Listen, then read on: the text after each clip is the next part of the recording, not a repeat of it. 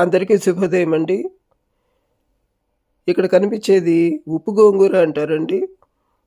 ఈ గోంగూర మామూలుగా మనకి 2 రకాలుగా దొరుకుతుంది. తెల్ల గోంగూర, ఎర్ర గోంగూర అని.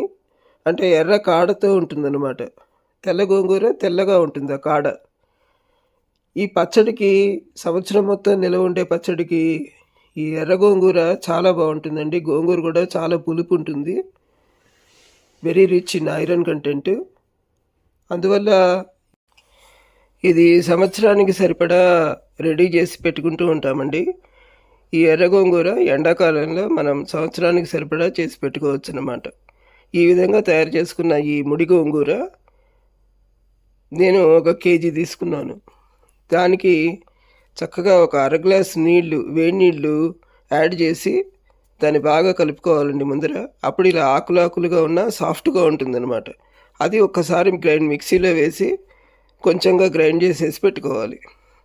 ఇప్పుడు భాండీలో నూనె కాచుకుని మెంతులు, ఆవాలు, కొంచెం శనగపప్పు, ఎండుమిరపకాయలు, పచ్చిమిరపకాయలు, ఇంగువ ఇలా తిరగమాత రెడీగా పెట్టుకోవాలన్నమాట.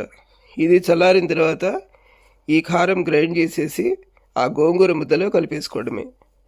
ఈ విధంగా చాలా రిచ్ ఐరన్ కంటెంట్ ఉన్న గోంగూర రెడీ అయిపోయిందండి. ఘుమఘుమలాడే గోంగూర అన్నమాట. మీరు కూడా తప్పకుండా ఇలా చేసుకుని తినండి. Thank you very much for watching my video. మీ అందరికీ నచ్చినట్లయితే please like and subscribe. Thank you.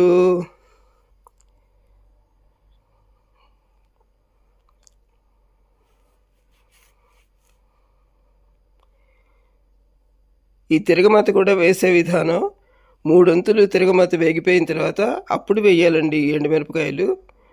అప్పుడేంటంటే మిరపకాయలు మాడిపోకుండా చాలా బాగా వస్తాయి అన్నమాట. కొన్ని పచ్చళ్ళలో గ్రైండ్ చేసుకోవచ్చు, కొన్నేమో పచ్చళ్ళలో కలుపుకోవచ్చు. ఆ పచ్చళ్ళలో ఇవి తిన్నా కూడా చాలా బాగుంటాయి అన్నమాట. ఈ విధంగా ఎంతో ఆరోగ్యకరమైంది, ఎంతో రుచికరమైంది ఆంధ్ర స్పెషల్ గోంగూర రెడీ అయిపోతుందండి.